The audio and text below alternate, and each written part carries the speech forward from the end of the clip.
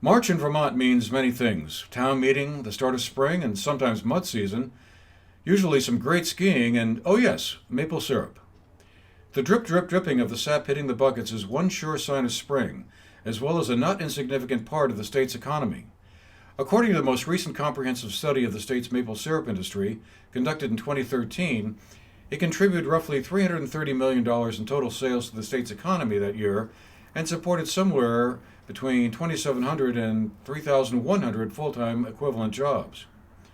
Vermont produces more maple syrup than any other state in the nation and about 6% of the world's total.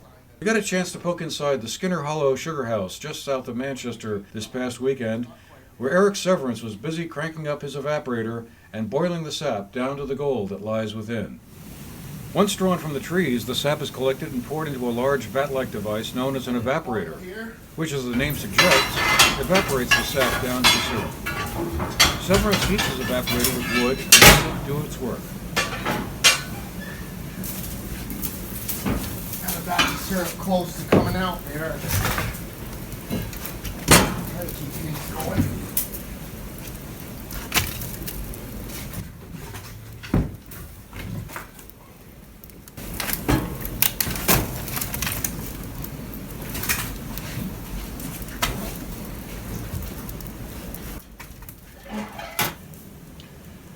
It takes a practiced eye to know when the sap is at the boiling point, and Severance checks its progress by watching how it drips off a metal scooper. See it sheet off of there? Yeah. It's still a little tiny bit lean, Yeah. but I like to get it going early because it's going to come here in just a second. See it starting to sheet?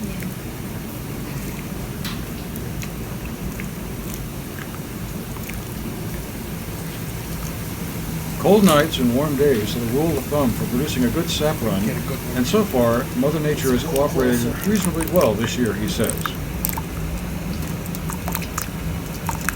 It's the weather during the season that makes all the difference. If you get the right weather during sugaring season, you'll be all right.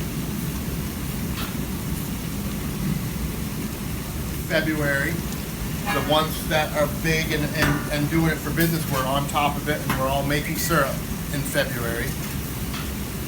And the weather for this coming week looks really good. Cold at night, warm during the day. I think it's all together doesn't look like a bad season. New technology is slowly making its way through the industry, but a lot of smaller sugar makers, like Severance, still do things the traditional way and draw sap from about 300 to 400 taps. Some sugar makers run thousands of taps, but that same study that assessed the economic impact of the industry also found that the average sugar maker places about 1,175 taps and makes about 300 gallons of syrup. Meanwhile, on the other side of town, Wendy Dutton of Dutton's Farm Stand will be hosting demonstrations of syrup making along with other entertainments for visitors. She'll be one of the local sugar makers taking part in the weekend. For a full list of participating sugar makers, go to the website of the Vermont Maple Sugar Makers Association. A lot of good times teaching people about sugar. So folks will come in and watch you boiling sap, is that Oh yeah. Watch us everything there is to making it. It's been kind of up and down. I mean, it went good for a week and then we shut down for a whole week when it was too cold. So the last couple days have been pretty good, and it's going to be cold for another couple days, but then it looks like we'll be right back in it. So hopefully it'll turn out to be a good season. If a sweet tooth needs attention, Maple Open House Weekend is right around the corner, but you can go on enjoying it all year. For the GNet TV News Project, I'm Andrew McKeever.